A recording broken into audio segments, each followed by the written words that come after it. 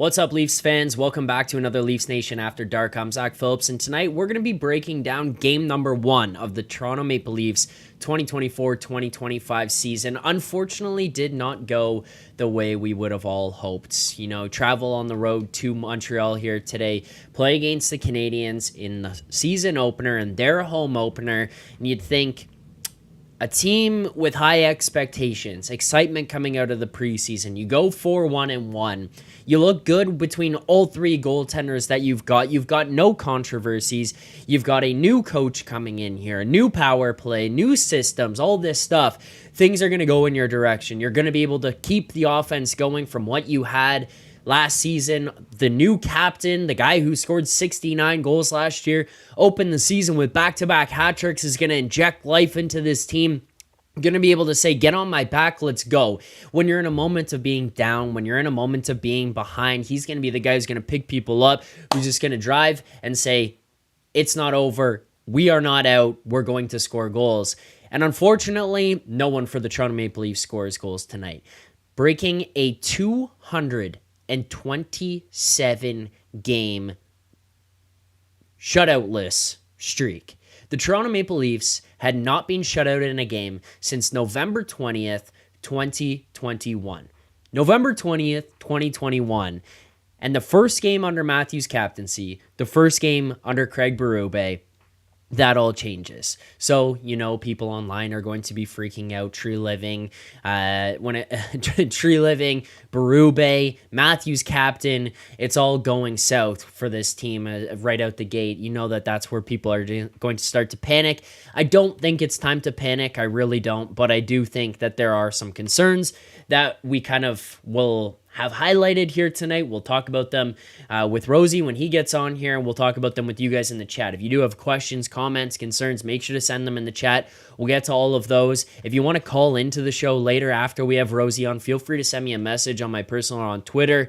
Send a message on there. We'll try to get you guys in here to talk about tonight's game if you guys have thoughts as well, especially opening night here. We want to make sure everyone gets an opportunity to call in, to give their thoughts, maybe freak out if you guys need to, if you want to, whatever it is, however you are feeling about tonight's game. We want to hear it all right here on the Leafs Nation After Dark. First regular season Leafs Nation After Dark, mind you, as well, of the 2024-2025 season. Just a quick recap here of what went on tonight in this game before we get Rosie into this one and before we get him on the screen to help us break down everything that went on. The one thing that I kind of have noticed of this game was we're going to see a lot of people online talking about, they generated a lot of chances. They got a lot of shots. Do we need to worry? They dominated the game. They got goalied. I mean, I know we're talking about it in the group kind of jokingly or on the sides. All of my friends talking about it like, we're going to get goalied again. We're going to get goalied here tonight. This is a weird one because it felt like, you got a lot of shots. You look at the scoreboard and you held a lot of play in the offensive zone, but it never really felt dangerous. Like, it never felt like, wow, we are generating so many more dangerous opportunities than the Habs are here. And despite how many shots on goal there were at the end of the game on the board, it just never really came to a point of feeling like we deserved that more than they did. So I think that that's going to be a point of frustration for people here as well from this game tonight. Now, I'm not the only one with frustrations about the results. I'm not necessarily smashing the panic button. The first time that I had this guy on before, I think we came on the stream after, and he told me, okay, calm down. You don't need to be losing your mind like this. So we will get here to Jay Rosehill, but before we do, I want to let people know we do have a new sponsor here on the show.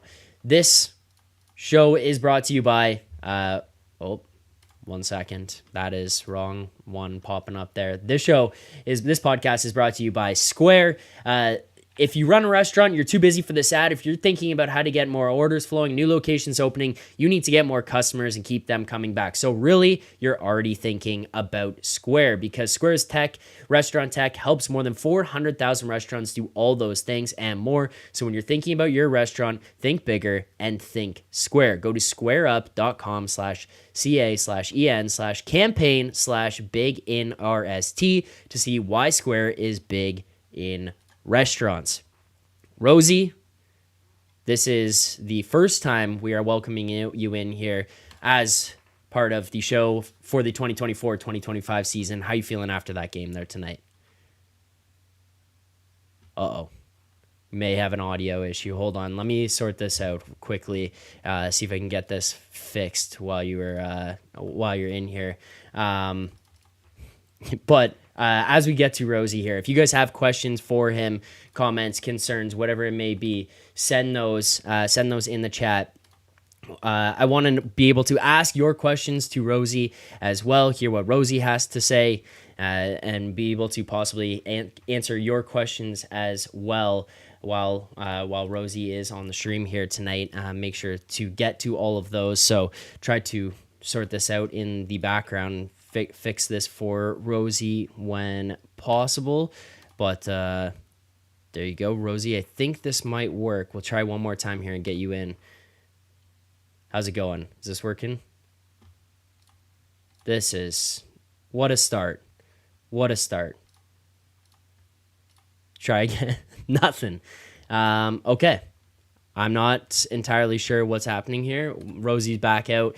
We'll see if we can get him back in here to discuss it. But Rosie will be back in, and obviously going to tell us not to panic here after tonight. But yeah, it's a weird game, an interesting game from the standpoint of I don't think that they showed up and didn't have effort in this game. I think that this is very much a situation of just not executing. You go 0 for 4 on the power play. That's just no bueno. You can't be having that in these situations where you are supposed to be this brilliant offensive team. You're supposed to be a team that is able to get things done, is able to dominate throughout the course of a game, be able to have guys who can score 69, 40 goals, and I think it's working now. So we'll get Rosie in here.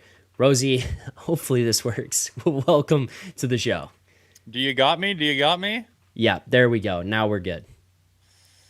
It's working about the same level the Leafs were working tonight, isn't it? Yes, it is. Are you panicked at all? Do you have frustrations after tonight's game? Is this just kind of what we talked about with Lapierre the other day, where there's just going to be some growing pains when you're adjusting to a new coach coming in? Well, I'm not panicked. I'm not mashing the panic button. I mean, there's nothing but time ahead of tonight. But I mean, for a team that is supposed to have made these additions and the new coach and whatnot, it's like, what am I supposed to feel right now after that game? Am I supposed to be impressed by anything?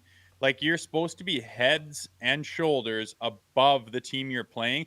And for an hour of play straight, 60 minutes, you can't muster a single goal against that group. Like, I'm not impressed whatsoever. It was, you've had nothing but time to prepare for this. You should have been ultimately jacked up to play for this new coach, brand new season, new group. Like, throw the kitchen sink at them. And it just, I'm not saying that the effort wasn't there, but there was nothing to speak of as far as positivity. Like, tell me something they did really well. Tell me something you're impressed by. Tell me something that was positive. I saw next to nothing. No, I agree with you. I don't really think that there was that much either that I'm looking at from tonight's game. Like, oh wow, that was really great. I guess you go 4 for 5 on the penalty kill, but like the only goal that's scored by the Habs was on their power play, right? Like it's like, okay, yeah, there's little things we can pick. Stolar's looked really good. Like, you want a positive? Stolar's looked really good. Aside from Stoli, I didn't see anything. Stoli was making like those early on too. I mean, the first half of the game was all Habs. He was kicking everything out. I remember those big long legs. He's quick and he's reactionary, and he's in the positions. He was making those big saves where, the puck finds its way onto a loose puck onto a guy's stick, and it's kind of on the other side, and Stoli adjusting, boom, quick off the pad, and he's looked pretty fast, looked pretty quick, looked pretty confident. I mean, I tweeted that without Stoli, it's 3-4 game. Yep. Halfway, 3/4 of the way through that game, and the Maple Leafs, like, there's more to the game than the little number under the score there. I know they had lots of shots, and Montebeau looked good and everyone's just going bananas about him. I didn't think he made any game-saving, stops. I didn't think he had to like do anything insane where it was like that was a guaranteed goal unless you did that phenomenal, acrobatic save. I thought they were, for the most part, fairly standard routine saves, and the Toronto Maple Leafs didn't muster anything strong. Like there was no odd man opportunities. They weren't outmanning them. They weren't penetrating them offensively.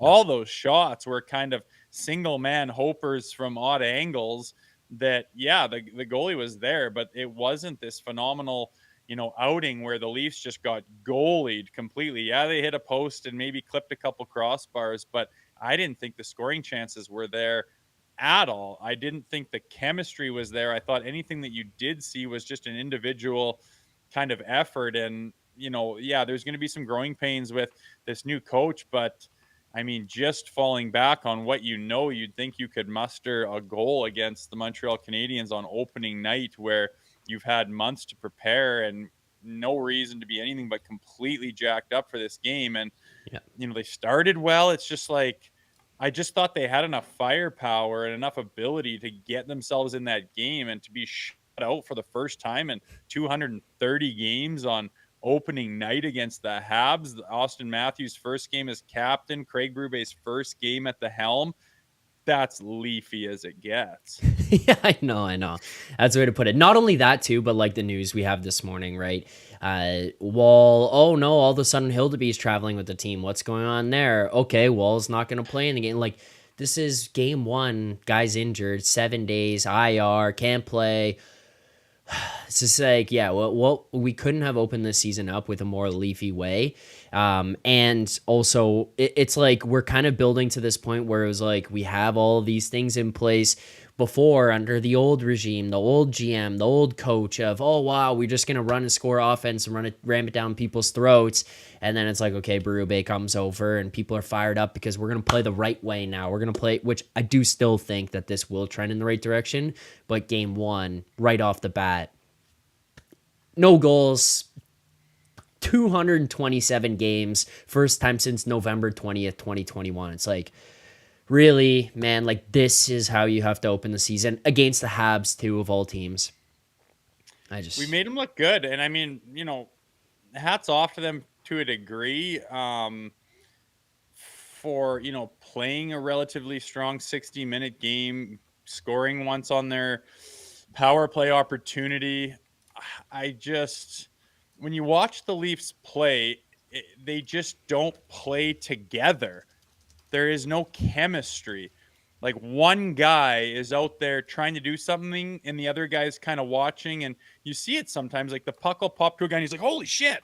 And it's like, whoa. And like, they're not together. They're not working together. They don't see each other. They don't feel each other. It's one guy given this effort trying to do something. Maybe he gets a shot off or, mucks it out of the corner and gains possession. And those are all positive things, but it doesn't look like anything is happening as a unit out there, like as a line of three or as a unit of five or as a team wave after wave. It's not happening together. There's some individual efforts, which is fine. And maybe these guys have relied too much in the past on just, hey, we have a whole bunch of really good players. And if they all, at some point in time get a group of them playing good on one day, that they can win a game because individually they can come together. Three guys have a good game and they can, pull one off and beat Buffalo or something. But this was just, they've got a long ways to go. And I think we'll look back at tonight and it'll be in the rear view mirror and it won't mean anything. And you'll say, oh yeah, remember how they started like that. But I mean, that hasn't happened yet. And all we can talk about is what happened tonight. And I'm just at a loss for how little I saw of positive moves being made out there. It just looked like nobody was on the same page. I'm not knocking the effort of the guys. That would be easy to say, but they were all trying out there, but it wasn't together and it wasn't as a unit. And they all looked like, little splashes of individual efforts. Fine. But like, how many quality scoring chances did they have? The best one they had was with 5 seconds left in the game. I mean, that kind of says it all to me. I just didn't see. It just looked like they were not in the same really they just never got in the game. They weren't up to snuff. They weren't at the level that the Montreal Canadiens were. And again, they're supposed to be heads and shoulders above that team. I like dumped my account on them minus 1.5. Figured they could beat that team by 2 easily with all the In their reasons sleep. for them to be fired up. Yeah. And they couldn't muster a single goddamn goal. In my opinion, they could barely muster a scoring chance. I don't know what the official scoring chances were, but I didn't. There was like no time where I like almost kind of popped off the couch and said, "There it is." It was just like a whole bunch of nothingness. And yeah, their goalie played good, but I mean, they got a lot of work to do to come together and be able to find a system that they can play where they all understand where each other are and they can build off of it and find that chemistry. They were miles away from that tonight. I'm kind of shocked, to be honest. I'm not burning it down or, calling for anyone's head or anything crazy like that. It's one game, but it was a pretty big game and there was a lot of anticipation beforehand. And you would think that, they have enough on their plate as early as it is to come out with a better performance than that. And I just saw like next to nothing out there, which was truly disappointing. Yeah, it's a like the fact that they came out this way in this game is also extra strange, and to lack the things that you've mentioned, because I don't disagree with anything about the chemistry and being able to build those things and put it together and kind of look like a unit. It's extra strange because this feels like the least turnover in the roster that we've had in a long time. How many years do we go in and like a full bottom six? The top line left wingers are all changed through. Maybe you're having different line mates and different D pairings and everything like that. Though it felt like this was actually very well kept together from previous years. There's two new defensemen in there, Chris Tanev alongside Morgan Riley, and then you throw in on the other end Oliver Ekman-Larsson. The rest is the same. You inject Pacioretty and Lorentz, the rest is the same. It should have all been there. But then also on top of that, and to build off of it, is a point that Nick actually made. So I'm not going to just kind of steal this from him and claim it as my own, but give credit where it's due, is like, that was very playoff-esque. How often did we look at this game, and I kind of opened with that a little bit too, was like, yeah, there's a lot of shots on goal on net there, Rosie. You like, go look at the box score. Great. 40 I think 46 shots on goal. Congratulations. It doesn't mean jack shit if they're shots from the outside slot, and it's like you get a couple here and there where they're kind of somewhat in tight, but they never really feel that dangerous. You're never really generating too much or getting too many bodies in front of the net and having that kind of stuff. And it's like, well, what are we doing? Like, this is just a flashback to playoffs of years past, and that's where things just become like Groundhog Day, I think, for Leafs fans. Like, well, we're run it back. Like, it's just, it feels the same. You know what I mean?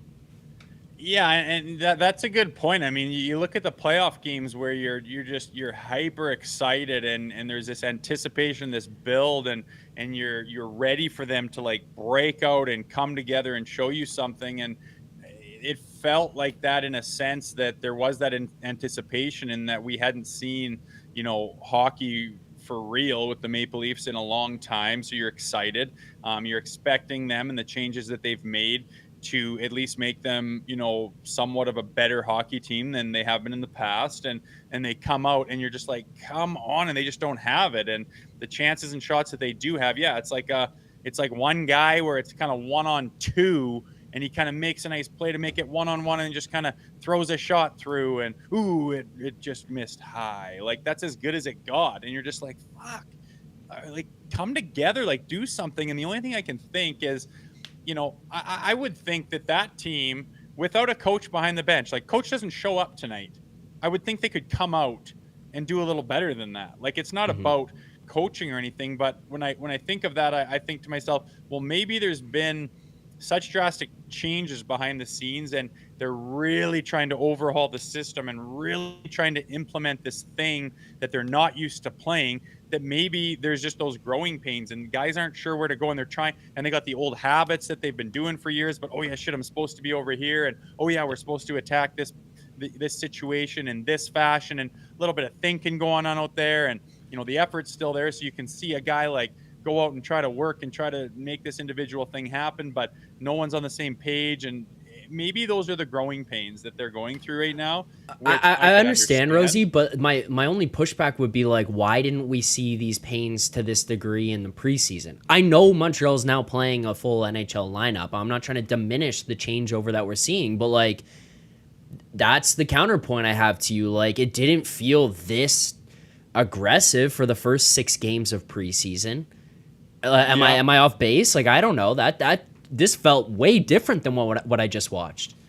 Yeah, not necessarily, but you got to know that in exhibition season, it is a bit of a schmozzle of every guy has got their own individual thing going on. Like, oh, I want to take it easy and not hurt myself today is what some kind of stars are saying. Some other guys are going, I really want to make an impression on my new team. Some other guys are saying, holy shit, I can't believe I'm in, wearing an NHL jersey right now. And there's a bit of that going on. Other guys are fighting for their life to make a team or stay in the league or crack the league. There's a lot going on.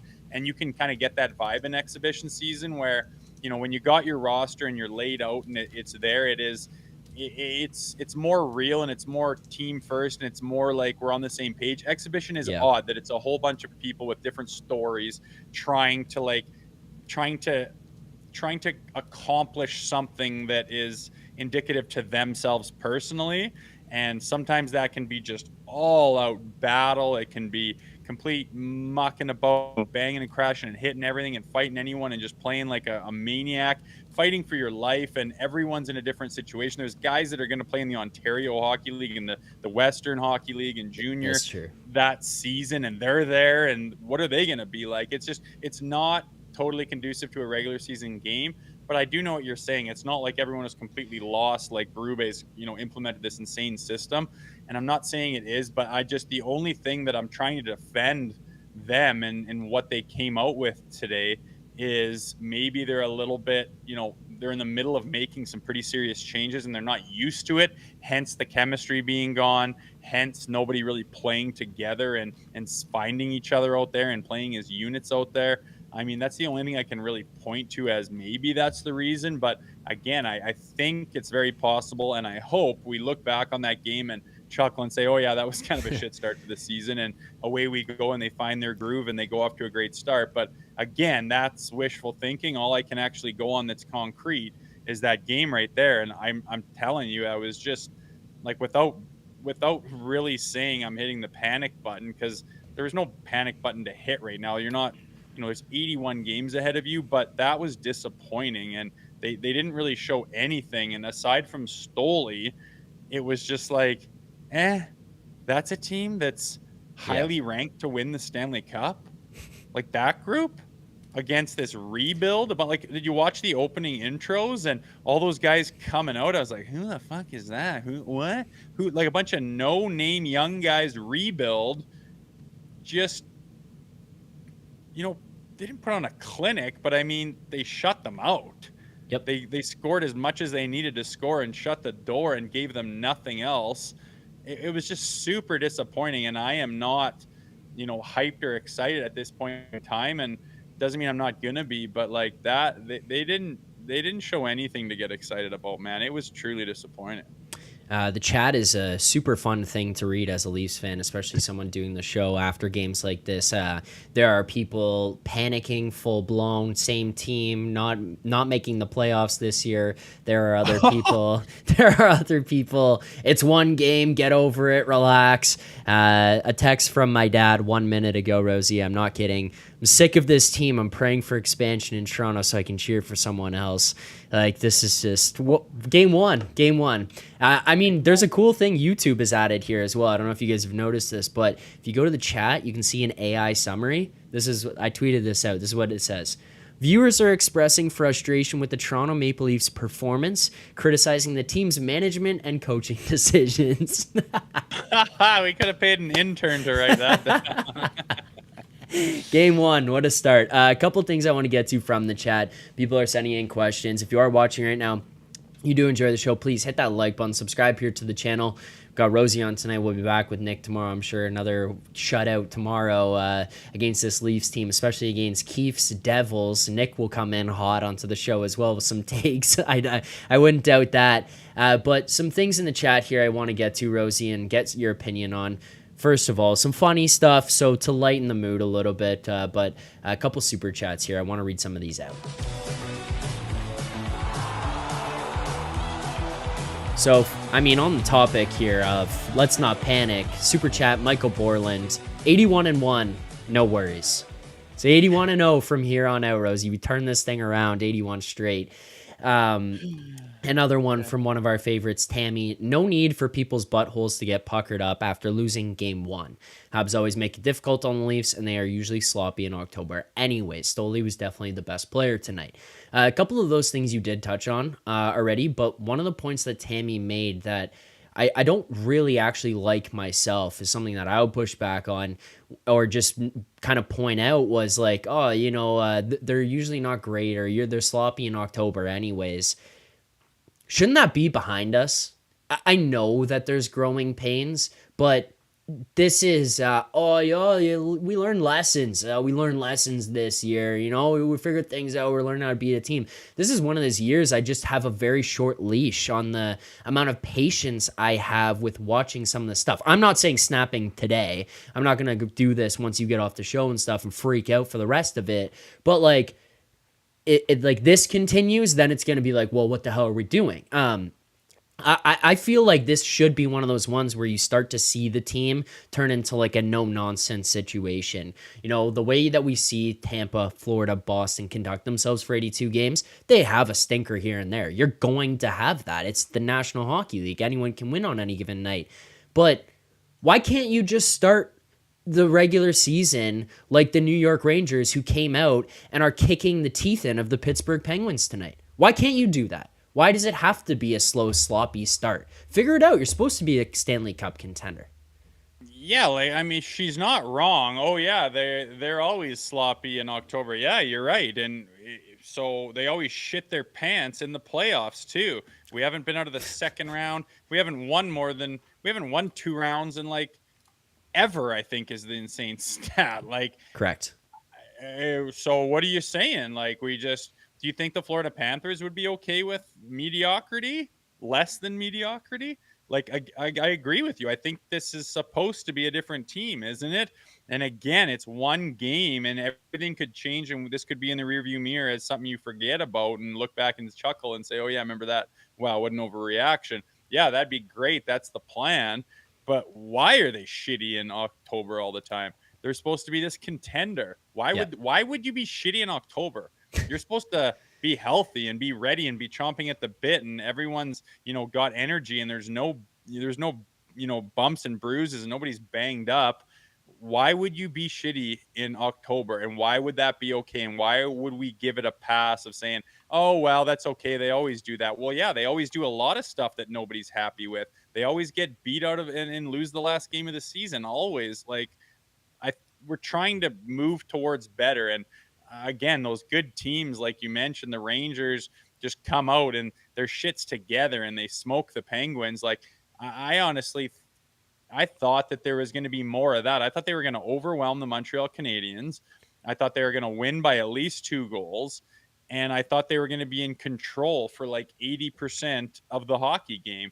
And in an hour of hockey, 60 minutes played, they couldn't muster a freaking goal with that roster, like against the Montreal Canadiens. Like, they weren't playing the Bruins or the Panthers or the Stars, or they weren't playing any like high-end shutdown team that's so well coached and shut down and has all their systems in place and have been perennial contenders and veteran leadership and stud drafting. And they weren't. They were playing this rebuild team of, mostly kids, and they had nothing to show for it. And everyone's just, over the moon for their goaltender tonight. But I don't even think they got goalied. They didn't produce enough high quality scoring chances to consider that being goalied, because that guy didn't have to make as much as he made 43 or 4 saves. They were, largely routine saves. Yeah. There was, like I said, there was nothing that said, oh, God damn it, I can't believe that didn't go in. There was like none of that. Literally, the ones that hit the post was a little whiffer from OEL from the point that no one would ever have shot that just happened to squeak through and hit a post. If that did go in, it would be the luckiest goal of the year. It's not lucky that it hit the post. That, that doesn't really ever go through. It's just not, people are saying that, oh, they hit 3 posts. It should have been 3-1. Like, are you kidding me? Posts are hit every night, and they didn't play well enough to win that game. They basically didn't even play well enough to score a goal, which is a huge red flag. I mean, I just expected so much more. I'm disappointed. I could just let it go and just tear this thing down, but there's no reason to do that. Tomorrow is another day. We could be having a completely different conversation tomorrow night. I hope that we are. But I just, honestly, for all the buildup, and I'm going back to me and Nick, 82 games till opening night, and 73 days till opening night, 51 days till opening night. It's here, baby. Everyone's jacked. Twitter's a buzz. People are taking pictures with their jersey on. Where are you watching the game tonight? And they get shut out. Like, come on, Leafs, man. Like, give us something to get behind. It's just, it's like playoffs, right? I can chalk it up to maybe they're trying to figure out this new way of playing and what Chiefs been coaching, but I honestly don't even think there's been enough time for Craig Berube to get into their heads and get them all jumbled up where they don't even know how to play hockey anymore. But I didn't, for all the fire, like, just go through the roster, man. For all those guys, like, who showed you something that you're just like, oh yeah, fucking nobody. Yeah. No, I agree. This was not like an overly impressive night. I can give some kudos to the fourth line as a whole, but that wasn't even like a blown away kind of game from them. I thought there was good spots here and there. I don't expect too much from them offensively, but like, it's like that's it. That, like, I'm kind of grasping for some of those things. And when I say that, I'm not saying this in a, oh my God, this was such a panic, terrible night. I'm embarrassed by this team. Like, no, I'm not there. It's just, what was there to impress you? Stolarz, couple of good plays. That's it. Like, if this was game 24, like, I would just chalk it up as an off night. Shit happens. Correct. Like, it is what it is. There's gonna have, if you lost 1-0, it's kind of an anomaly. Yeah, one of those ones that hit the iron could have easily been 2 inches lower and gone in, and it's a different story. So and so would have scored, in overtime, and all is good. Like, things happen in game 24 and in game 65, and it's game 1. It's showtime. Everyone's watching. Like, if you've had nothing but time to prepare and be ready, and it's just, I'm this negative because it is game 1. I know there's 81 ahead of us, but I'm this negative because of what the stage was. And, like, how do you show nothing? I mean, how do you not? It's almost like if the effort wasn't even there, you could just be furious at, like, them not even showing up. But, like, it's like they tried and the effort was there and they still had nothing. It almost makes it worse. And Lorentz had a couple chances there, which was nice. I mean, if that guy can pot a couple and actually rely on the fourth line to create some buzz in the ozone, would be great. But when you're down 1-0, what better time for Ryan Reaves to go grab Jack-Eye? That's where I was going to go with this. That building shut. Yeah. I mean, I tweeted, I wasn't able to pay as close attention to realize that he's at the very end of his shift. Mm-hmm. I just kind of looked over and he's like opening up going, yeah, let's go. You want it? And then Revo just completely acts like he's not even there. And I was like, holy shit, that would have been a good time. They just scored. Like, you'd think it'd be Revo going after Wi-Fi after the Leafs just got scored on, to say, oh no, I'm not going to let this barn get run away with momentum. I'm going to shut it down right now. Yep. End of his shift, fine. Next shift, as soon as you can get out again, look back at Chief and say, get me out against Wi-Fi, and go out there and set the tone. Like, is that not what you're there for? Like, why are you taking up a spot on the roster if 60 minutes are going to go by and the game's going that way, where fucking nothing yet is to show for what's happening out there? They're up 1-0. It's opening night. It's in their rink. Their fans are excited that they even got the lead in the first place. And just, no, not tonight. I'm going to pick my spots. I don't get that. I don't get that at all. That's your fucking job. You got to go and snuff that out, put your foot on it and say, no. Sorry there, Bell Center. You're not running away with this one tonight. Reset, boys. Everyone's jumping around on the bench going, fucking rights. I love this shit. I can't believe we're back. Let's go follow that up. And away you go with the momentum. Why not? Isn't that why you're there? I was confused by that. That was where I didn't understand. The first one, I saw your text come through. I saw it happen in real time, and I was like, okay, yeah, end of shift. Like I can understand Fair. that. You let it go. Like there's no need for it Totally. there. Also, in that situation, like just adding on for people who are kind of even curious, like end of shift, Rosie. Guy grabs you, you're gonna be gassed. Like you lose that fight, who's that helping, right? That's tough situation. But it was when there was another opportunity and Jack guy finishes a check on Lorentz on the boards or on Timmins on the boards, or you're going tight like hard on the guy in the corner. It's like now like your team has no. I don't want to say they have no energy because they weren't lacking like they didn't. It's not like they didn't try tonight. I don't want to put that on them, but there was no spark. Like that was what was missing. You didn't provide it, and I thought that chance was there. So that was kind of the final thing I wanted to ask you is just like, how surprised were you that didn't happen? And hopefully that answers it for the people in chat. Well, yeah, like I've been in that position before, and I mean, you know what your job is, you know how many minutes you're gonna get, and opening night, Montreal, you're there, huge expectations, overwhelming favorite to win that game. You go down 1-0, and I've been caught at the end of my shift, and usually it's absolute chicken shits. I think Clarkson grabbed me one time when I'm literally wheezing after running around all shift, and you're just straight legging it to the bench, and the guy grabs you, and you got a scrap, which you literally are like you're a baby. You can't hold your arms up, at certain points, and you got to go scrap. And literally like it doesn't matter about your conditioning, your strength, the size of you. The only thing you're relying on at that situation is adrenaline, and that's got to get you through that. There's no reason to have to put yourself in that situation. But for Revo, after you shook him off and, the whole building and TV saw him challenge you and, most people, not myself, realize you're at the end of your shift, no worries. But Mhm. the first thing you're doing is going, holy shit, I cannot let this opportunity escape. I got to find that guy as fast as I can. This game's not going the way we want. We haven't, we had a great start, had nothing to show for it. We're down one. Now we're kind of spinning our wheels. These guys are getting confidence and momentum. The barn's getting more electric and more optimistic as the minutes tick by. I got to grab this sucker and away we go. That is my job. And the entire course of the evening, it never, like I can't say it didn't cross his mind. He's an absolute veteran, one of the best to have done it in a long time. I can't imagine it didn't cross his mind. Why would you not choose to go do your job at the most opportune time you possibly could at a pretty integral point to start the season?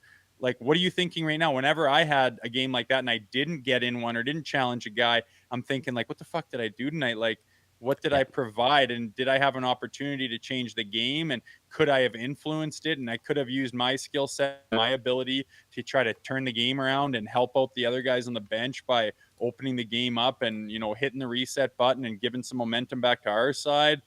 I have trouble sleeping at night if I didn't take the opportunity to do that. So I am confused about Ryan Reaves. I mean, he's a veteran. He knows what he's doing. I'm not questioning him. I was just very surprised that when a team inexplicably is spinning their wheels and can't get a single thing going to the tune of you lose 1-0 against that team on opening night, like why didn't you try to do something that's in your wheelhouse? I was confused by it. It was confusing to myself as well watching that. I thought it was going to come. I thought it like early in the third period, kind of there was that minute 45 rush of chances that were generated, and then it just died down. And once everything started to die down, I'm thinking, hey, we're going to get lost in how much time is left in this one. Let's not let it go to waste. Think maybe at some point in there something could come up, and just it never did. It never materialized. But Rosie, I don't want to steal too much of your content. I know you got to do another show tomorrow with Nick and talk about what the hell just went Never, on. And I never thought about that. yeah, so I don't want to take too much of it away because Nick will be mad at me if I do. So I want to give you that opportunity. But I appreciate you coming on here as always. Thank you for taking the time to do this. I look forward to having you back on the After Dark show and to answer more questions from the people. There was a lot of people, I'm not going to lie to you, I think this is just the way that Leafs fans are, but there's a lot of people who were really pissed with how you thought about this game, and there are a lot of people who loved what you had to say about this game, and I think that that's just how things are in Toronto. Hey, I think it's all up to the individual, how what your expectations were, what you expected, and how you saw it. I mean, yeah, it's not the end of the world, but I'm just still reeling. I'm gonna go hit Twitter after this and see what people are saying. But I'm aside from who cares? It's game one. I mean, if that's your MO, that's fine. I'm trying to find reasons not to be kind of pissed off after all that buildup, and maybe we build it up too much ourselves. But I just expected more, and I did not expect to be in this mood coming onto this show. We talked about it this week. But hey, we live to fight another day. We got a game tomorrow. That's the best part about those shitty games is if you got one the next day, you can get redemption in a hurry. So hopefully they do. But thanks for having me on, and thanks for this week, buddy. It was good teeing up the season with you, and we'll be on this thing a lot more down the road. We got 80 more 1 games left, buddy. So brighter skies to come. The sky is not falling. Am I right? Yeah, you are right. I'm not panicked. Usually I'm pretty quick to the trigger of let's freak out. I'm not. There was a lot of stuff that I was wishing still out of this one. Not panicked, but it was a blast of a week, Rosie. Fun couple days there doing the morning take stuff with you, so I appreciate that, and look forward to watching tomorrow morning, 11 a.m., you and Nick back here, right here on this channel. You guys don't even have to go anywhere else. Go click any other buttons. Subscribe right here. Find Rosie and Nick tomorrow morning. Leafs morning take. Thanks for doing this, Rosie. Appreciate it. We'll see you back here to break this one down, tee up tomorrow night's game. You bet. Thanks for having me, buddy. There you go. There is Jay Rosehill to help us break down tonight's game, talk about everything that went on here. If you guys do want to call into the show, I did pin it to the top of the chat there. Send me a message, DM me, tweet at me, whatever you want, and I'll find a way to get you guys the link to call into the show. I want to hear what your thoughts are. This is a fan show, so we're going to get to a couple more things before we wrap this one up. Obviously, great to have Jay Rosehill on here to help break this down. Nick Alberga will be joining us tomorrow after the stream. Saturday night will just be an open gong show. If someone wants to call in, if one of those boys wants to hop on, anybody is allowed to. You guys can get in here and help talk about what the game, throw your comments, questions, concern, all that kind of stuff. If you are watching right now, there's 435 viewers. There's only 79 likes on the stream. I hate to do it, but I got to do it. 435 viewers, 79 likes. That's just not enough. Hit that like button. Subscribe to the channel. We got new smelling salts on the way, but we did hit 50 likes here on the stream. We'll get to it. We'll get to that right now. First smelling salts of the regular season. Thank you to everyone who's liked, subscribed here so far. We got new smelling salts. These ones are dwindling a little bit, but new ones inbound. Thank you, guys. Too bad we couldn't have gotten like a little bit more of an exciting game to come on here and break down, but it is what it is. There you go. An extra one for you guys just to pump up the start of the season. Hit that like button. Thank you, guys. All right, couple more things, or a few more things that I noticed and some stuff going on in the chat. I didn't want to ask Rosie right away because I don't think it's time to dig too much into it and start freaking out right away. But Nick Robertson, right? Great preseason. People are getting on me. They're freaking out saying, you don't know puck, you don't know hockey. This guy, he's a goal scorer. We need goal scoring. Well, guess what happened here tonight, right? This is a game you get shut out. This is a team that traditionally is able to score goals. You keep telling me, we keep hearing, Nick Robertson needs to be in this lineup. He needs to be playing because he scores goals. And this felt like Nick Robertson reverting back to where he was at last year. I didn't feel like he was much of a threat out there tonight. He does generate 2 shots, but they never felt like high danger opportunities from him. He does play 12 minutes and 27 seconds.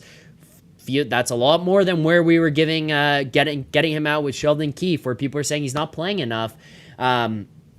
This was just, I think he played a great preseason. I'm not going to start judging him overly or too aggressively here so far after only 1 regular season game, but a game like this is what I kind of had warned people about previously. I don't know if this is who he's going to be full-time. I don't know if this is who he's going to be tomorrow night in New Jersey or Saturday in their first home game, but these are the kinds of games that you watch and you sit at here thinking, well, where was it? Where was that? Because you played incredible every single game that you played in the preseason. Now you have the opportunity in a regular season game to make an impact, to make a difference here, step out on the ice, say, hey, I'm a goal scorer. I showed you all the preseason. This is the reason you kept me around, and I made the team out of camp for the first time, and it just wasn't there tonight. I don't think he played awful. I'm not saying he was a detriment to the team when he was on the ice. I don't think that at all, but this was one of those ones where I was watching and I was like, okay, are you going to turn back to a pumpkin? I don't know if it was turning to a pumpkin. It was just not Nick Robertson of preseason. So was that who he is? Did he fool us? Jury's still out, but today felt like you took 2 steps forward in the preseason, 1 step back. Where are you going to be at tomorrow? That's one that I've got questions about. I don't want to dig too much more into Stolarz. I think he looked absolutely incredible. Rosie laid it out there. We talked about it. The chat has been all over it here so far tonight about how he played, how good he looked. So I don't have too much more to add about Stolarz, but he was incredible. I see a lot of people, though, in the chat who plays tomorrow night. Under Berube and the fact that this is game 1 of the season, I think you just go with Hildeby tomorrow night. There's no need to exhaust the guy and risk losing your backup goaltender. I say backup goaltender loosely as well, by the way, okay? A backup goaltender because he was backup technically while he was supposed to start. He's probably just default your starter. He's the number 1 guy now because the best ability is availability, and right now, guess who's available? It's Anthony Stolarz. I think he looked really, really good tonight. I think he looked really good in the preseason. But I think tomorrow you probably go with Hildeby. I think it's a smarter play. Also, it was Keefe who wouldn't play him. There's a little bit of that narrative there, right? There's probably more that goes on behind the scenes in regards to this stuff. It's not just as simple as Keefe didn't want him to play. He didn't play. But nonetheless, there's the narrative. There's the idea for Hildeby to get back at him and take over, jump in, be the guy who goes in on a back-to-back, steals a game, beats Sheldon Keefe, right? He looked good in the preseason as well, so why not give the kid the opportunity? I think it's the smart decision, right? Save.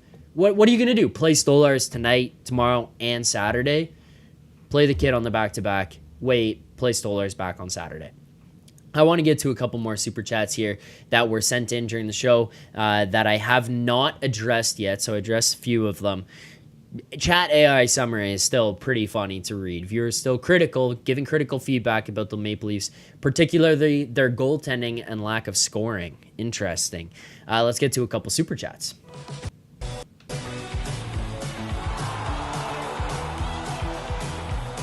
Okay, first super chat here that I want to get to. I'm going to say this name wrong. I think he's sent super chats, or they've sent super chats before, so I apologize. But Seo Sangnem, let's be fair, the Leafs had the edge in play, and if a couple of those bars/posts went in, we'd be praising their controlled and organized effort. Seo, I don't completely disagree, and I think that that's part of the reason why Rosie and I weren't like coming on here losing our absolute minds to start this one for game 1, because I don't think that they played terribly. I don't think that this was one where I'm sitting here going, wow, what the hell was that? What the hell did we just watch out of this group? It was like, yeah, they played fine, but I feel like that extra gear wasn't there. And I think that's the thing that we, as people who come on here and talk about it, you guys in the chat who are watching this every day, the fans of this team, the media, everyone who's watching this going on is kind of wanting and desiring more of from the group, where you feel like you left the game wanting more. Not just a win, but out of the play. It didn't feel overly dangerous. It didn't feel like they were ramming it down the Habs' throats and they just couldn't get stuff going. I think that, yeah, they controlled play, but it was more peripheral. They got a lot more shots, but they weren't that dangerous. The Habs capitalized on the one opportunity, and that was it for the team. Stolarz, again, played amazing, but outside of that, it just didn't kind of go and progress in the Leafs' direction because they weren't building on anything, right? Like, there was just the same stagnant level of controlled play and chances generated throughout the entire time. That is kind of the issue that I have and I take away from tonight's game. Thank you for the super chat, though. Another super chat here. This one I'm gonna play the thing for because I think that this deserves its whole own thing, whole own section.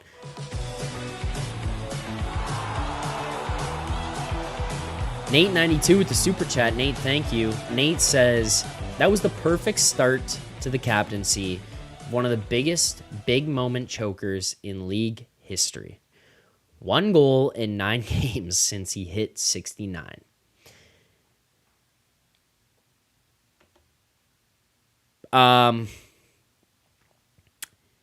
Yeah, I mean, I'm not going to like pin this on Matthews. You'd think that he would score. You're kind of expecting it, but I mean, God, I'm gonna fault to it here, but 6 shots on goal for Matthews tonight. It's not like he was just held completely out of this one. He's second on the team in expected goals for the Leafs. He is third in the game in expected goals between the Habs and the Leafs of every player that was on the ice. I know he didn't score. I know he didn't get in the back of the net, but he did generate some chances. I don't think he had a bad game. I just think he had an average replacement level game here tonight. It was like you could for Austin Matthews standards. I mean, you couldn't put in just any given guy and they could have done what Matthews did tonight. I strongly believe that, but I don't think it's fair to kind of come into game one of the regular season and call a guy who scored 69 a choke artist, and this is the perfect start to his captaincy. I think that that's a little bit of an unfair criticism. I understand the frustration. Go on Twitter right now. Look in the chat. You know, you can currently see a lot of these people. If you watch the screen go by, Luis Navarro, Matthews, not captain material. Mike Batson, Matthews had sub game too. Just agree. And like a lot of people not impressed with Matthews' first game as the captain.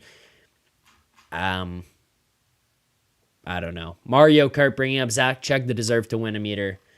Oh God, 69% for the Leafs. 69, nice. Yeah, I mean, I don't want this to be a deserve to win a meter season. That just feels pathetic. It feels gross, pathetic. We did hit 100 likes here on the stream. We are currently at 118, so I will hit the smelling salts here for you guys. Thank you guys for hitting that like button. Let's continue on. I have more things to talk about as well. And again, people who want to call into the show, I'll figure out like a better system for you guys to get in here to message, maybe like a Dropbox or something for it to happen. Or if you guys want to leave voicemails, maybe we could find a way to do that. But first of all, smelling salts. There you go. We're smelling salts. Thank you guys all for also coming back here to watch the show, watch the stream, follow along after. Obviously, Leafs losses, this is what it does. Brings out the most frustration out of people following these games. A couple more things that I had notes on, and one thing I see the chat talking about. So let's start with a couple of the new guys. So start off with Pacioretty. I thought Pacioretty was actually pretty good. He's not a game breaker. He's not a guy who's going to come into it and be pushing the team over the edge, making things go like just that next step. It's not going to happen with a guy like Pacioretty, but I thought he made a pretty good impact on the game tonight. He drew 2 penalties, unfortunately gets to one of his own. He makes a couple really good passes. I think the pass to Nylander in the first period in the slot, great pass, great vision, making that play down below the goal line. The other one was his pass, his feed out to Holmberg, out in the neutral zone, generates an opportunity heading down the ice for Holmberg there. Nothing comes to fruition out of it, but again, that's something that didn't happen for anybody tonight. No goals happened. No one got lucky. No one got on the board. So it's just one of those nights for the team as a whole. Outside of that, I don't think he looked behind the play. I don't think he looked as lost as he did towards the end of the preseason. I think he looked pretty good. So I was pretty impressed with Pacioretty, just given the frustration that some people had with him in the fact that they signed him. I think this is a pretty good game. I don't think we need to be like losing our minds about Pacioretty here. Also, Habs fans booing Pacioretty. Come on. You traded him and got your new captain. Give it a break. Give it a break. Calm down. Calm down. Another new guy to join the team tonight. Steven Lorentz. I said to Rosie, I was actually okay. I was pretty good with that fourth line. I think that the first line generated a bunch. Matthews 6 shots on goal. I thought Matthew Nyes looked good. Maybe it's just because I'm a Matthew Nyes fan. It's going to stick out to me, but I thought he looked good. Second line was not overly impressed with. Third line, not overly impressed with. Outside, I thought Pacioretty did pretty well, but like Holmberg, Robertson, really not up to snuff for me there tonight. Fourth line, Yeah, like I think that they were fine. I think that they kind of did some of the things that they needed to do in terms of getting down below the goal line, playing a hard, heavy game, getting after guys. They didn't generate anything, and I was disappointed that Ryan Reaves didn't fight. I thought that that was something that he was going to do, not because of the Jack Eye preseason stuff, but because the team needed a spark, and he just didn't do it. He didn't get there. So that was disappointing from that perspective, but in terms of their actual play, I thought they were good. I don't think that they were a detriment to the team. And Lorentz was pretty impressive. He created a couple of opportunities here tonight, was able to get a couple shots on goal that were some dangerous chances. The one he fired at the glove of Montembeault that he fumbled almost created an opportunity. He was in tight a few different times. I'm saying I wasn't excited about Lorentz, but he played better than I expected. 4 shots and 9:03 of time on ice. That's kind of where I'm at. Like, not that I wasn't excited about Lorentz. I was kind of here, there, whatever. He was fine signing. I was okay with that. But the playing better than expected. Yeah, 4 shots, 9:03 of time on ice as a fourth line player. He showed Craig Berube that he can be trusted. He can be a guy who can kill penalties. Paul Maurice was willing to play him in Stanley Cup games. He ends up with a PTO in the summer and comes in here, and I thought he played pretty well. He played well in the preseason, played well in his first game. I want to see what happens as he builds more chemistry with some of these guys on his line, but yeah, fourth line I think was good. I think they were fine tonight. Fourth line, first line, good with. Second line, no bueno. Third line, Pacioretty, good. Holmberg, Robertson, really just left a lot to be desired from them. Donnie does dishes, saying Nyes was pushed around.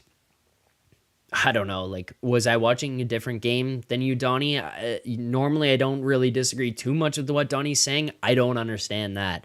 I didn't see that being the case. I don't think Nyes got pushed around. He was involved in physical play. He was not afraid of battles. He was getting to the front of the net. He was generating some opportunities, and he was bringing energy throughout the entire thing, which I think was one of the most important things because a lot of the other guys on this team were lacking that. You look at the end of the game, Berube had him out there in a bunch of different situations, was capable of trusting him. I was happy with Matthew Nyes tonight. I don't think he got pushed around at all. This was not a losing physical battle kind of night. As RJWI says, he is a beast. I think he is a beast, and I thought watching him tonight he was a beast. Again, as Rosie said, none of these guys really jumped off the page as they're blowing us away, but I thought he looked good here tonight. Maybe not from an offensive generation perspective, but otherwise I thought he was pretty good from the other aspects that he brought to the game. Other things that I wanted to call out for tonight, I didn't even talk about it with Rosie. I know Nick is going to talk about it tomorrow, so I really did not want to step on his toes there with that, but I'm going to talk about it myself because it needs to be addressed. That power play was fucking atrocious. I spent the entire preseason watching this and thinking we're going to get something different. We saw different plays. We saw quicker puck movement, more urgency in the puck movement. They seem to be doing things with a purpose, right? And we were seeing them switch spots, moving around in the offensive zone a lot. That was great. That was great to do. The issue that we saw here tonight, first of all, started with not getting in the goddamn zone. Like, struggling to enter the zone time and time again. You get snuffed out by the time you even get to the blue line. There was one shift or one sequence on the power play in the second period where I'm sitting here wanting to claw my eyes out because I'm watching drop pass, can't get in the zone, curl back, slowly curl back, turn around, pass back to the D-man. Riley goes through, tries to drop back to Marner. Marner can't go through. He curls back, pass back to Matthews. Matthews can't go through. It's like turn, passing around. Takes 40 fucking seconds to even attempt to cross the blue line, and then you do cross the blue line. You get into the wall situations where you're just getting tucked away. The Habs snuff it out quickly, send the puck back out of the zone. Power play is now wasted 45, 50 seconds. What the hell is that? Like, Well, by the time we got into the offensive zone, yeah, there were a couple chances generated, and we saw it in the preseason that it looked good. That was great. But getting in the zone, there was nothing. There was nothing. Like, I'm going to be old man yells at cloud with this a little bit, and I think it's just because I've watched what's gone on so much here is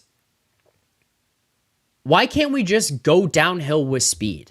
Like, why can't we just attack the offensive zone quickly with people who are good at entering the zone with the puck? The best players on this team actually at entering the zone with the puck is William Nylander, number one, by far, and then Austin Matthews, in my opinion, is the second. Mitch Marner is a little too fancy at the blue lines, not that great at entering the zone with the puck. I would not have him doing that. John Tavares, too slow, would not have him doing that. Morgan Rielly just blacks out every now and then. Not great at entering the zone with that. So if you can have guys like Nylander and Matthews just kind of hit the fuck it button. Just hit the fuck it button and just take the puck and just skate into the zone. I know that I'm being caveman, like, oh, makes sense. Yeah, skate the puck in the zone. But there's just too much time being wasted in the neutral zone. And then you get to the offensive zone, you make one mistake, the puck goes back out, and it takes you another 35, 40 seconds to get back in there. It's just a waste of time every single time. And how many times do we get to the playoffs and complain about the power play? Right? People are sitting here getting mad at me about being frustrated with the power play right now. Tough. Because the problem is that you need to get rid of these things and fix these things now. This team so often tries to fix them a week, 2 weeks before the playoffs or in the playoffs. No. The time on that has run out. This is your year 9 in the NHL. This is year 9 of being a Stanley Cup contender, or maybe not year 9 of that, maybe like year 7 of that. But it's time to figure it out and get these kinks sorted out now. These are the things that need to be sorted out now. The power play was so ugly to watch here tonight. You go 0 for 4 on the power play. Like, that's just pathetic. It's so pathetic to have when you have that much offensive talent on your power play. I don't know if it's a changeup of the guys on it. I don't know if you need to split these guys up. I don't know if Berube needs to sit them down and just say, you're not going to fucking go out there anymore. Other people are. I don't know. But something needs to be different, and it needs to be different fast. And I'm not saying that it needs to be different fast because we're running out of time. It's just, let's not go through 40, 50 games of this and then try to figure it out in the playoffs. Let's not do that this year. For one goddamn time, please, with this group, figure it out early. The power play was so frustrating. So frustrating. Couple other things to get to before we get to our grade of the game and play of the game and wrap this thing up here tonight. I do want to point out, I think Ekman Larson was fine. I think that Tanev was relatively unnoticeable. And again, when it comes to a guy like that, if he's playing alongside Morgan Rielly, more often than not, we've seen Morgan Rielly's partners kind of swing one way or the other on the spectrum of really, really good or really, really bad.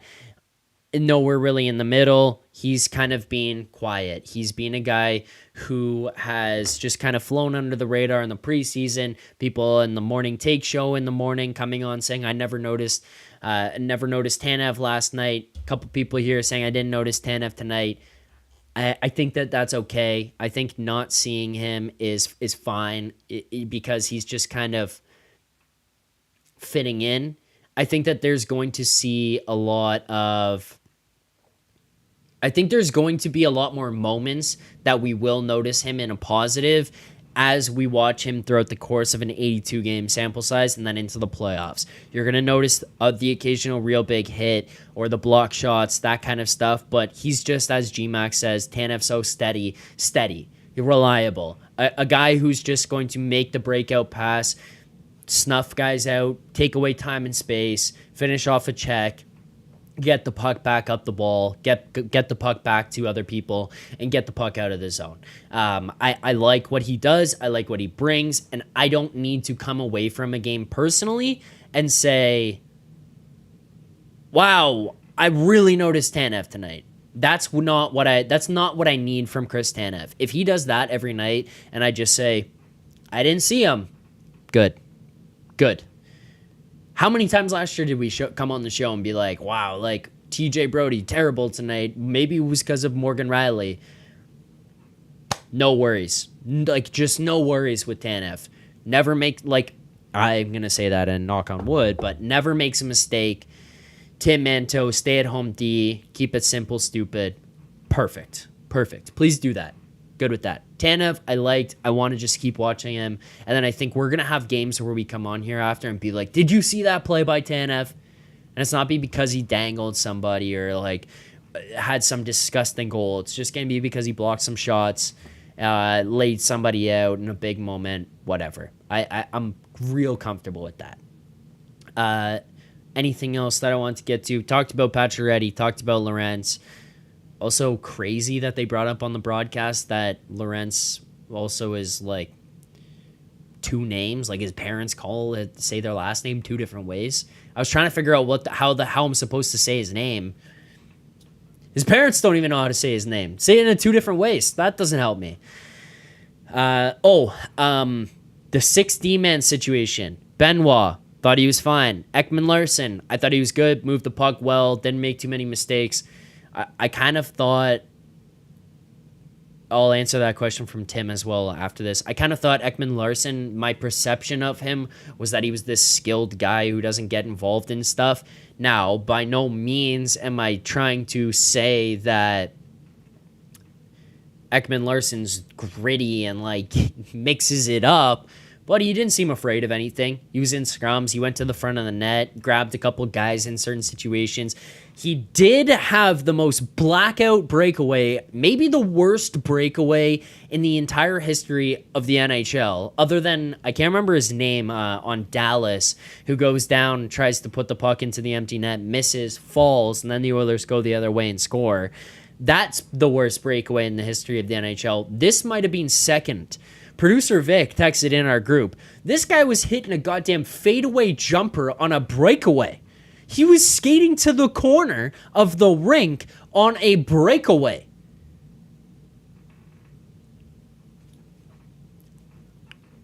I don't even have other words for that. That was insane. He just skated to the corner on the breakaway. There was no one. Patrick Stefan. Thank you, Jay Figs. Appreciate it. That's what I was talking about. There was, on Dallas, there was no one there. There was no one there. You just skated to the corner. I was watching, and I'm like, G-Mac, Blake Como, turn around, back past the other team. Also a really bad breakaway. But that was outrageous. I mean, at least he got a shot off, I guess. But I was watching, and I'm like, he's going out wide. He's obviously going to come back. Right? You see, how many times do you see guys do that when they go wide, cut back across. He's on the strong side, so he's going outside on his backhand. He's going to come back across. Maybe he's going to try to go fake backhand, tuck it around forehand, or he's going to try to go fake forehand, hit breaks, pull it back to the backhand, tuck short side. Just keep skating wide and fires a shot. Fadeaway jumper, breakaway. Like, guy had 10 beers in the room in the box between going in there and then coming out for the breakaway. That was crazy. I could not believe that was what he did. Regardless. Outside of that, I think he looked pretty good. And I was fine with him. No one really just stood out as like, what a game though. Gord asking about the fourth line. Fourth line looked good. Good. Extent. Tim Manto brought up Tavares. I don't know what you do with this. I don't know how you fix this. I might be on my own on an island here as well when this one. I don't think Tavares and Nylander are compatible.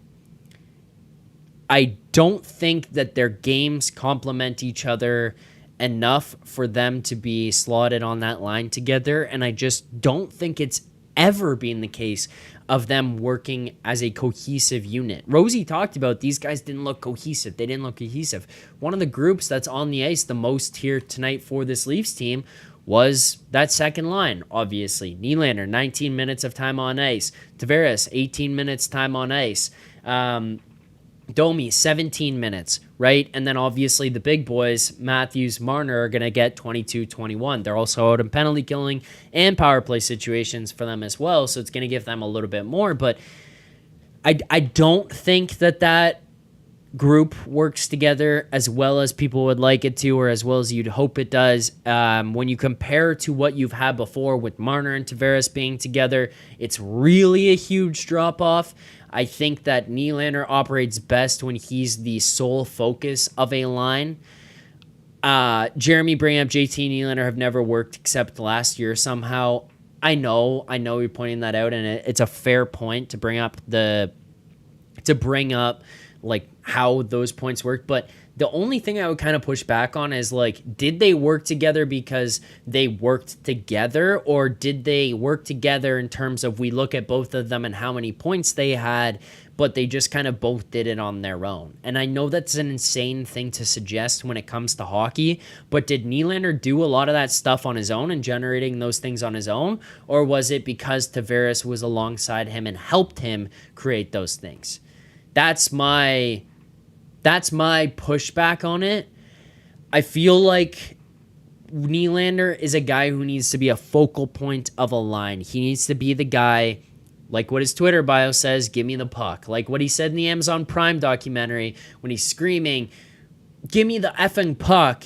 That's Nylander at his best, when he can take it and take over and just say, give me this, I'm going. I think with JT, there's too much of we got to share, and I don't think it works. Mike Batson, JT was good 3C with Bob and Rob. Other people in here as well, Tim Manto, I like that. Robertson and man line with JT potentially. Yeah, some other opportunities. But I don't think Tavares played the greatest game. I don't think detriment. I don't think anybody was a detriment tonight. I just don't think that they had the jolts that they needed to push them over the top and really kind of take over the game, make a difference here tonight. So that was what's missing. I know I sound like a broken record. It's probably annoying to people. I apologize. But it was just like, nobody was really bad tonight. Just no one was really good. And as far as JT goes, like with that Tim question, yeah, not that great. Another super chat here I want to get to, and then we'll get to our final thing. We'll get to our play of the game and our grade of the game. We'll wrap this up. We'll get out of here because there's a morning show tomorrow, a game preview tomorrow, and a Leafs Nation After Dark. I do also just want to tell people before I do the super chat, please subscribe here to the channel, turn on notifications.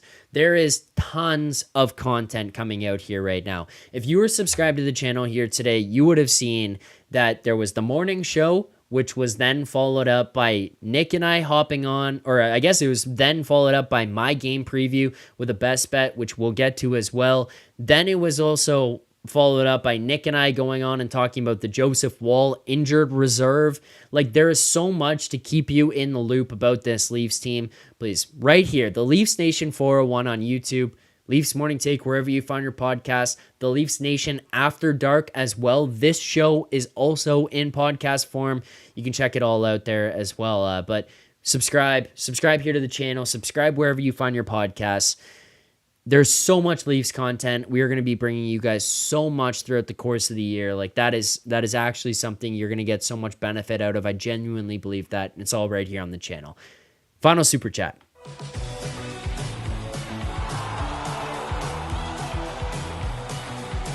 Okay, final super chats of the night here that I've got. Then we got a couple more things to get to before we wrap up. Jeff McKay, and here I thought they would save the Leafy game for tomorrow night. Jeff, I'm not going to lie to you, I did too. I thought that this one might be a little bit of a gong show back and forth. I still thought they potentially lose this game tonight, but I didn't think it was going to play out the way that it did. This just felt like a weird one, right?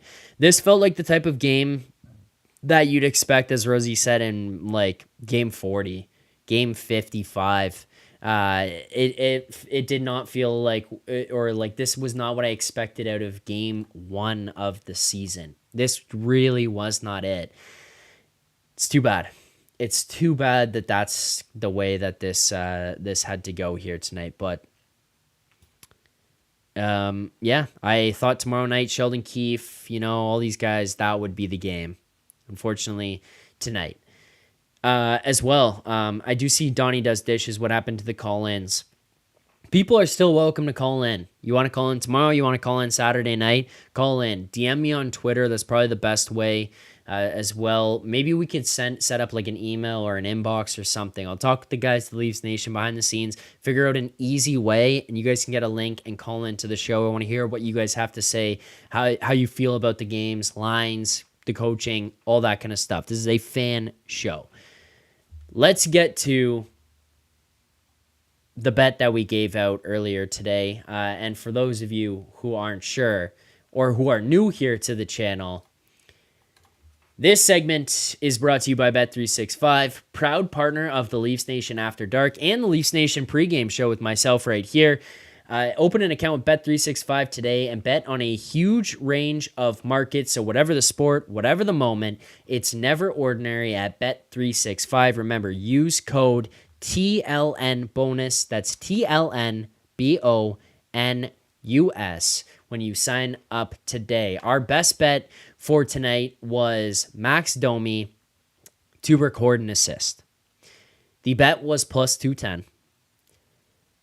We put a half unit on it.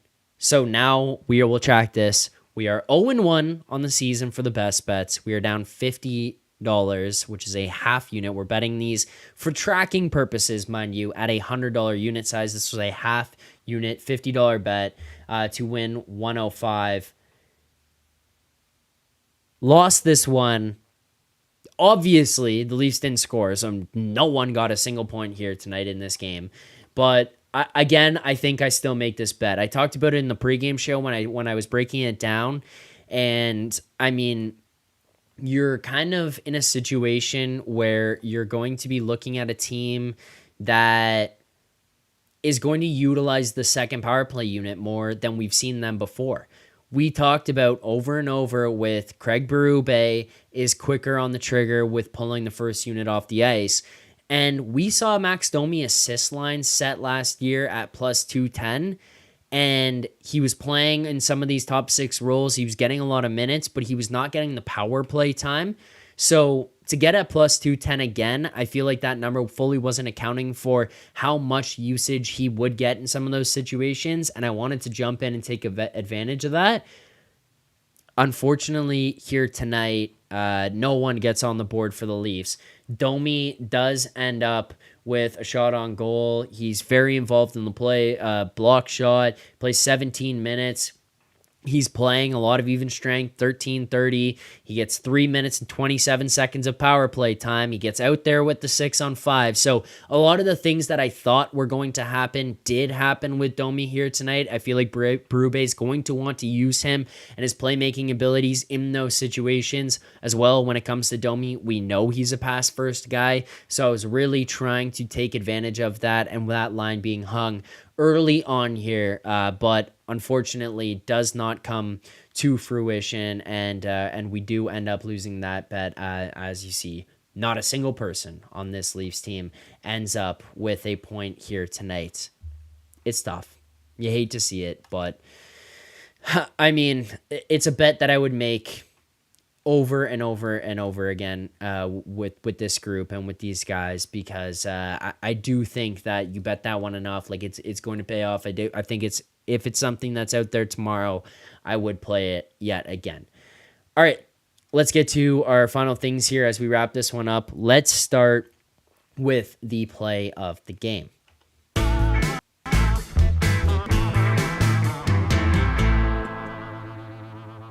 Okay, play of the game here tonight for myself.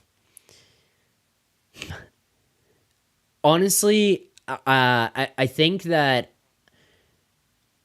if you guys will allow it, I think I would give it to the overarching play of Anthony Stolarz. Rosie said it best. He tweeted it out. Like, if it wasn't for Stolarz here tonight, this very easily could have been a 4-0 game very early on 4-5 nothing game like for this Habs team, and it could have just been blown out of the water. I know shots on goal were in favor of the Leafs, but there were points in time where the Habs actually had a bunch of chances that could have just completely killed this game and made us feel like we had no shot.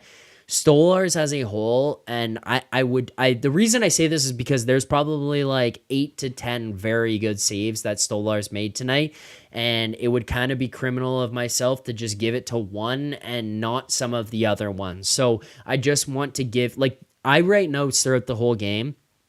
I'm legit reading this right now. Period 1. Stolarz making some great saves on this penalty kill, on that first one on Domi's penalty kill. Wow, he's really giving the Leafs a chance. Keeps them at even. Nothing Stolarz can do on that goal. Stolarz looks really sharp right now. Stolarz, another amazing saves. The only thing I had was Stolarz had a couple pucks that he played that were a little bit spotty. But like outside of that, the amount of times I wrote his name and playing really well or great save, I think there's like 7 of them in here. And there were times that I saw stuff and just didn't write as well. I thought he had a very, very good game, and I want to give him credit. He was the player of the game. I can't give a play of the game. This was just a vanilla game. He was the player of the game, because without him, this could have very well have been a worse result for this team. Final thing we'll get to as we wrap up here, grade of the game. If you guys have them, send them in the chat. Still no animation for this one yet. Try to get that. Grade of the game. Send yours in the chat now. I want to read them. I want to know where you guys are at, how you guys feel about this. Grade of the game for me, like, do I want to be really critical? Like, no, but I think I'll go like a C-. This isn't an F. It's like a C-, like leaning towards a D+. Part of it is like, I mean, it's C- is where I'm at. I don't know. I'm going to be critical of it. You went 0 for 4 on the power play, and not only did you go 0 for 4, but it looked like complete and utter garbage. Complete garbage. Like, sickening. There are a lot of people very frustrated with what we saw from that group tonight. Gross there. Stolarz played really, really well. The guy made 26 saves on 27 shots. Great night for him. RJWI too critical. Fair enough. I mean, I could see people arguing, but I can't see it swinging too far the other way. Robert Smith, B-, Borterra Farms, B. I can't quite get there. I could understand like GMAX C+. Okay, you could convince me to get there. Maple Leafs, D grade. Phenom, D. I could understand those. Mike Batson, D. I could get to those. C-, though, is where I'm kind of sitting at right now. I think that's kind of that spot for me that I think is fair for tonight. Power play, garbage. 4 for 5 on the penalty kill, good. First line, Matthews, 6 shots, didn't feel overly dangerous tonight. Like, didn't feel like game breaker type of guy, but he wasn't invisible. Like, we saw him for moments that he looked good. We saw him where he was finishing some checks and playing a little bit of a physical game. Great. Timmins, no bueno. As far as your guys that you had in the preseason who looked really good, Nick Robertson wasn't there tonight. Second line, really not good. That's kind of why I get the C-, and I feel like for game 1 to start off a season, you don't want to go out there with a new captain and a new coach and get shut out for the first game in 277 games. You haven't been shut out since November 20th, 2021. And yeah, you're not going to score a goal in every single game for the rest of time. It was going to break at some point, but ideally it wouldn't happen in the season opener under these circumstances in Montreal. You could save that one for game 36, not game 1. C- is my grade. that's going to do it for tonight's show. We're back here again tomorrow following the game against the New Jersey Devils in New Jersey for Game 2. Leafs start this season 0-1. 0-1 to start this season. What a time.